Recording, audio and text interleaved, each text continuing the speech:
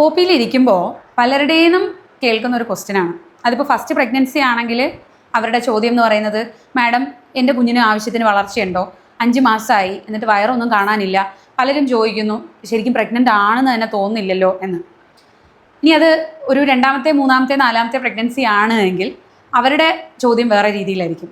അതായത് 5ാം മാസം ആയപ്പോഴേ വയറിങ്ങ് താഴ്ന്നു, എൻ്റെ വയർ കാണുമ്പോൾ പലരും ചോദിക്കുന്നത് ഡെലിവറി ആവാറായോ, ഡേറ്റ് അങ്ങനെ തെറ്റിയിട്ടുണ്ടോ, 9ാം മാസത്തെ സ്കാൻ കഴിഞ്ഞോ എന്നൊക്കെയാണ്. പലരും ഭയങ്കര ഒരുപാട് ഫ്രീക്വൻ്റ് ആയിട്ട് ഒ പിയിൽ വരാറുണ്ട്. എന്തെന്ന് ചോദിച്ചു കഴിഞ്ഞാൽ അടിയിലാണ് കുഞ്ഞിൻ്റെ അനക്കങ്ങൾ അറിയുന്നത്, നേരത്തെ പ്രസവിക്കുമോ, എനിക്ക് താഴോട്ട് പ്രഷർ തോന്നുന്നു, അത് കാരണം നേരത്തെ പ്രസവിക്കാനുള്ള സാധ്യത ഉണ്ടോ എന്നൊക്കെ ചോദിച്ച് വരാറുണ്ട് ഒരു 3rd പ്രഗ്നൻസി 4th പ്രഗ്നൻസി ഒക്കെ ആകുമ്പോൾ. ഇതിൻ്റെ ബേസിക് റീസൺ എന്ന് പറയുന്നത് നമ്മുടെ അബ്ഡമിനൽ മസിൽ വീക്ക്നെസ് ആണ്. അതായത് നമ്മുടെ അബ്ഡമിനൽ, അതായത് നമ്മളിപ്പോൾ 6 പാക്ക് ഒക്കെ ആക്കുന്ന ആൾക്കാരെ കണ്ടിട്ടില്ലേ, ആ 6 പാക്ക് ആക്കുന്ന 2 മസിൽസ് ഉണ്ട്. അതായത് 2 സൈഡിൽ നിന്നും നടുവിൽ വന്ന് ജോയിൻ ചെയ്യുന്ന 2 മസിൽസ്, അതിനെയാണ് റെക്ടസ് അബ്ഡമിനസ് മസിൽസ് എന്ന് പറയുന്നത്. ഈ മസിൽസ് രണ്ടും വന്ന് ജോയിൻ ചെയ്ത് മിഡ് ലൈനിൽ ഒരുമിച്ചിരിക്കുകയാണ് ചെയ്യുക സാധാരണ നോർമൽ ആൾക്കാരിൽ. അപ്പോൾ ഇത് വന്നിരിക്കുമ്പോൾ ഇത് കംപ്ലീറ്റ്ലി നമ്മുടെ ഉള്ളിലുള്ള അവയവങ്ങളെ പ്രൊട്ടക്റ്റ് ചെയ്യുകയാണ് ചെയ്യുന്നത്. അതിപ്പോൾ യൂട്രസ് ആയിക്കോട്ടെ, നമ്മുടെ കുടലുകളായിക്കോട്ടെ, പല അവയവങ്ങളെയും അത് പ്രൊട്ടക്റ്റ് ചെയ്ത് വെച്ചേക്കാണ് ചെയ്യുന്നത്. അപ്പോൾ ഇത് ആദ്യത്തെ പ്രഗ്നൻസി ആയിട്ടുള്ള ഒരു പെൺകുട്ടിയാണെങ്കിൽ ഇത് പ്രോപ്പറാണ്, രണ്ടും മിഡ് ലൈനിൽ ജോയിൻ്റ് ആണ്, നല്ല പ്രോപ്പർ സപ്പോർട്ട് കൊടുക്കാൻ ഏബിൾ ആയിട്ടുള്ള മസിൽസാണ്. അപ്പോൾ എന്ത് ചെയ്യും, യൂട്രസിനെ പ്രോപ്പറായിട്ട് സപ്പോർട്ട് ചെയ്ത് നിർത്തും. അപ്പോൾ യൂട്രസ് വളരുന്നത് ഉള്ളിലേക്കായിരിക്കും, പുറമേക്ക് കാണാൻ അധികം ഉണ്ടാവില്ല. ഒരു 7 മന്ത് 8 മന്ത് ആകുമ്പോഴായിരിക്കും ചിലപ്പോൾ കുറച്ചെങ്കിലും വയറ് കണ്ടു തുടങ്ങുക. അതാണ് അവരുടെ അടുത്ത് വയറ് കണ്ടിട്ടില്ല, അത് കാരണം ഗ്രോത്ത് കുറവുണ്ടോ എന്ന് ചോദിക്കാനുള്ള കാരണം. അത് അബ്നോർമൽ ആണോ? അല്ല, അവരുടെ ആണ് ആക്ച്വലി നോർമൽ. ഇനി ഒരു 3rd പ്രഗ്നൻസി 4th പ്രഗ്നൻസി ഒക്കെ ആയിക്കഴിഞ്ഞാൽ എന്ത് സംഭവിക്കും, വയറ് ഭയങ്കര റിലാക്സ്ഡ് ആണ്. കാരണം ആദ്യത്തെ പ്രഗ്നൻസി അല്ലെങ്കിൽ 2ാമത്തെ പ്രഗ്നൻസി കഴിഞ്ഞിട്ട് നമ്മൾ പ്രോപ്പറായിട്ട് മസിൽസിനെ സ്ട്രെങ്തൻ ചെയ്തെടുത്തില്ല, എക്സസൈസ് ചെയ്തില്ല, അത് രണ്ടും തമ്മിൽ മിഡ് ലൈനിൽ വന്ന് ജോയിൻ ചെയ്തിട്ടില്ല. ഒന്നിൽ അത് ഭയങ്കര ലൂസായിരിക്കും, ഫ്ലാബി ആയിട്ട് കിടക്കായിരിക്കും, അല്ലെങ്കിൽ മിഡ് ലൈനിൽ നിന്ന് സെപ്പറേറ്റ് ചെയ്തിരിക്കുകയായിരിക്കും. മിഡ് ലൈനിൽ നിന്ന് സെപ്പറേറ്റ് ചെയ്തിരിക്കുന്നതിനാണ് നമ്മൾ ഡൈവേരിക്കേഷൻ ഓഫ് റെക്ട എന്ന് പറയുന്നത്.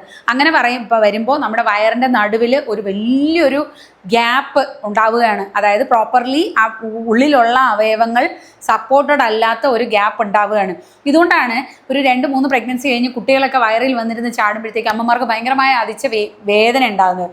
അതുപോലെ തന്നെ അവർ പ്രഗ്നൻ്റ് അല്ലെങ്കിൽ പോലും അവർക്ക് എണീറ്റ് നിൽക്കുമ്പോഴത്തേക്ക് കുറച്ച് വയറ് വീർത്ത് നിൽക്കുന്നതായിട്ട് തോന്നും. ഇതിനാണ് നമ്മൾ ഡൈവേരിക്കേഷൻ ഓഫ് റെക്ട എന്ന് പറയുന്നത്. അപ്പോൾ ഇങ്ങനെയൊക്കെ ഉള്ള പ്രശ്നങ്ങളുള്ള ആൾക്കാരാണ് എന്നുണ്ടെങ്കിൽ അവരുടെ യൂട്രസ് ഒരു 14 വീക്സ് കഴിഞ്ഞാൽ, 14 ആഴ്ച കഴിഞ്ഞാൽ വയറിലേക്ക് കയറി തുടങ്ങുമ്പോൾ യൂട്രസിനെ പ്രോപ്പർലി സപ്പോർട്ട് ചെയ്ത് നിർത്താത്തതുകൊണ്ട് തന്നെ യൂട്രസും ബേബിയുടെ വെയിറ്റും കൂടെ ഫ്രണ്ടിലേക്ക് ആഞ്ഞായിരിക്കും ഇരിക്കുക. അപ്പോൾ എന്ത് പറ്റും, നിങ്ങളുടെ ബേബി മൂവ്മെൻറ്റ്സ് ഒക്കെ നിങ്ങൾക്ക് കിട്ടുന്നത് അടിഭാഗത്തായിരിക്കും.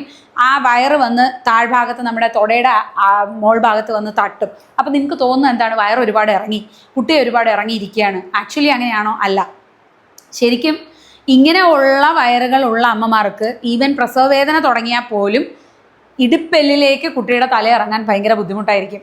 കാരണം അത് ടോട്ടലി ഫ്രണ്ടിലോട്ടിരിക്കുകയാണ്. ആ യൂട്രസ്, ആ കുഞ്ഞ് യൂട്രസ് ബാക്കിലോട്ടായി സ്ട്രെയിറ്റനായി ഈ നമ്മുടെ ഇടുപ്പെല്ലിന് സ്ട്രെയിറ്റ് ആയിട്ട് വന്നാൽ മാത്രമാണ് വേദന വരുമ്പോഴത്തേക്ക് കുട്ടി താഴോട്ട് ഇറങ്ങുക. കാരണം ഇതിപ്പോൾ ഇടുപ്പെല്ലാണെന്ന് വെച്ചാൽ ഇങ്ങനെയാണ് യൂട്രസ് ഇരിക്കുന്നതെങ്കിൽ ഇവിടെ നിന്ന് പ്രഷർ വരുമ്പോൾ ബാക്കിലോട്ടാണ് കുട്ടി പോവുക.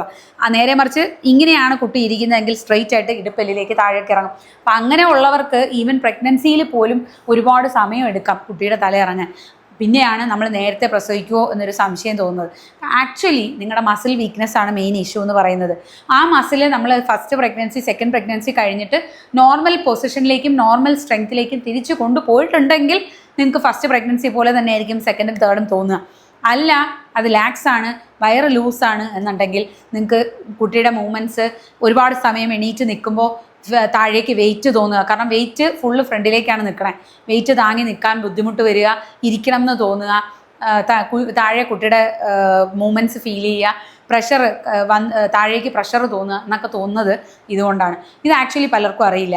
ഇത് പുറമേ ഉള്ളവർ ചോദിക്കുമ്പോൾ അത് വേറെ രീതിയിലാണ് ചോദ്യം വരുന്നതെന്നുള്ളതേ ഉള്ളൂ. ഇപ്പോൾ മനസ്സിലായി എന്ന് വിശ്വസിക്കുന്നു. നമ്മുടെ മസിൽ വീക്ക്നെസ് ഉണ്ട് എന്നുണ്ടെങ്കിൽ നമുക്ക് കുറച്ച് കൂടുതൽ വയറുള്ളതായിട്ട് തോന്നിക്കും.